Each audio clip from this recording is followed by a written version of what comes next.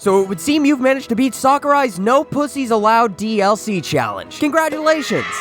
If you're watching this after the character's full release, please disregard the confetti and refrain from celebrating. These congratulatory festivities are clearly not for you. Anyway, nobody may have seen this one coming, but Sephiroth is here to tear up the competition in Smash. And so with a new character means a new chance to make your friends and enemies alike hate your guts in the most satisfying way possible. So with that said, pick up your controller, get ready to get real weird with it, and pump those intense operatic jams up to the max volume as I teach you how to master Sephiroth Day One. So first things first, I think it's important that we address that tall, sharp, and handsome elephant in the room right out the gate. And no, I'm not talking about the big titty goth BF with the silky smooth body and the Werther's original nipples. I'm talking, of course, about his sword. You know when that one kid at school would take the expo markers and stack them all on top of each other to an unnecessarily tall height? Yeah, well imagine giving those markers a sharpness 5 enchantment and bada bing bada boogenhagen, you've got Sephiroth's sword. In other words, the range on this bad boy is absolutely ludicrous. And this, my fellow gamers, facilitates the core ideology and golden rule of a Sephiroth main. Sephiroth's sword is longer than yours, therefore he is better than you. In short, your goal is to use the range your sword grants you to protect those buttercream chest pokers at all costs. And of course, with a sharpened yardstick as great as this one, Sephiroth has plenty of options on that frontier. If your opponent is approaching you like a goddamn JoJo battle and you're absolutely sick of cha-cha sliding around the map to keep your distance with that down tilt, use a forward tilt or an up tilt for a quick ground attack. You looking for versatile aerial maneuvers that'll send your opponents flying? Try chaining an up throw into an up aerial and fan out that sword like a geisha on steroids to juggle your opponents with ease. Or use down aerial to drop onto an unsuspecting victim with a power capable of spiking enemies, piercing through any platform Sephiroth lands on, and also heavily cock-blocking Resident Smash 4 Chad and vocal advocate of sword girth overgrowth, Cloud Strife. Or if you want to dominate neutral game, sure you could use neutral aerial, and don't get me wrong, neutral aerial has great range, is super fast, spectacular overall move, but also it doesn't use the sword, which does make it about 50% more lame. Forward aerial and back aerial, on the other hand, make for great spacing tools. Follow them up with a forward throw or a back throw, and they can also jab and slash their way to a quick and easy edge guard, which, side note, the forward aerial can also stick into walls to help you climb back on the stage afterwards. And speaking of getting back up on the stage, Sephiroth's up special, Blade Dash and Octa Slash, provides not one, but two options for both offense and recovery, both of which you can control the direction for. Tap the B button for Blade Dash, which is faster but deals less damage, only has one hit and covers less distance. Hold B, however, and you have Octa Slash, which is slower but hits 8 times, deals more damage, and covers more distance. And that's all good and well, but of course if you're not so much in the mood for all the combo-based shenanigans or offstage buffoonery I've presented so far, and you're just looking to swing that sword as hard as you can until the other guy croaks, your forward smash, up smash, and down smash, despite all being fairly slow, pretty risky, cover an insane amount of range and deal a pretty hefty chunk of damage. And with that, I've just about covered all of Sephiroth's sword attacks, so you guys know everything you need to go out there and play at top performance. Thanks for watching, and I'll catch you next time.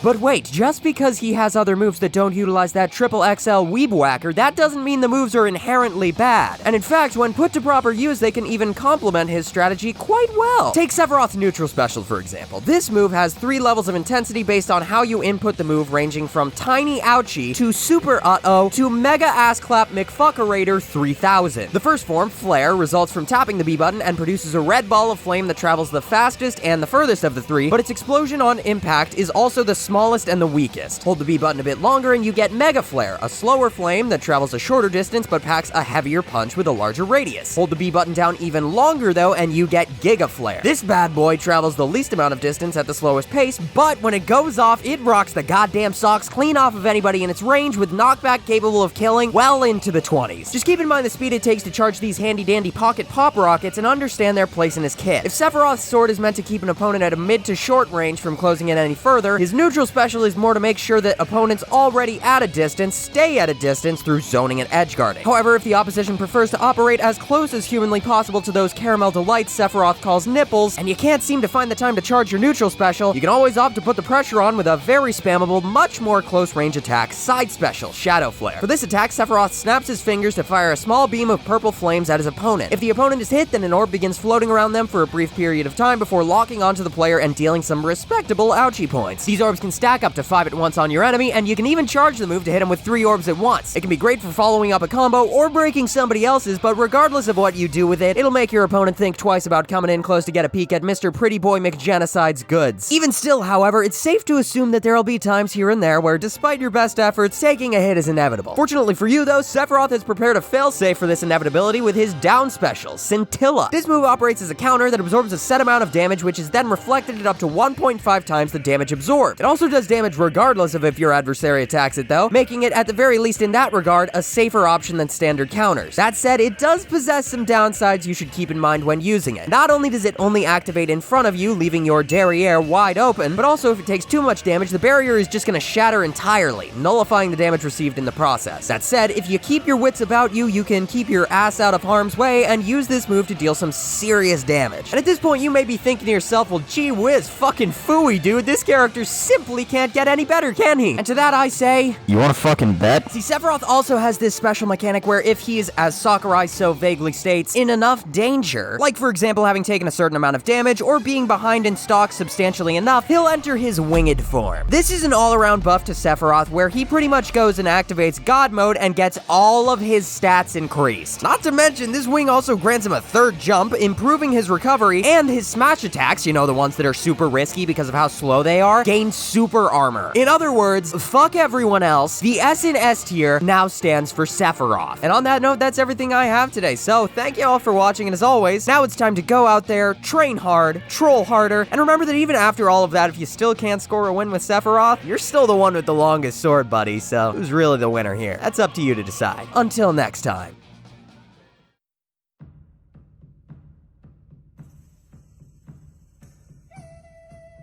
Hey everybody, thank you so much for watching. To say that this video was made in a rush is probably an understatement. I really was not expecting Sephiroth to come out day of his showcase, so sorry that I couldn't get this one out on actual day one, but you know, I think that's kind of an understandable thing. Anyway, let me know which of the characters on the screen right now you want to see me do next. We've only got a few more characters to go in this roster, so make sure to vote in the comments below or in my Discord server. Anyway, thank you to all my patrons. I really appreciate all of you guys' support. And that's just about everything I got for you. So once again, thank you guys, and I'll see you next time. Bye.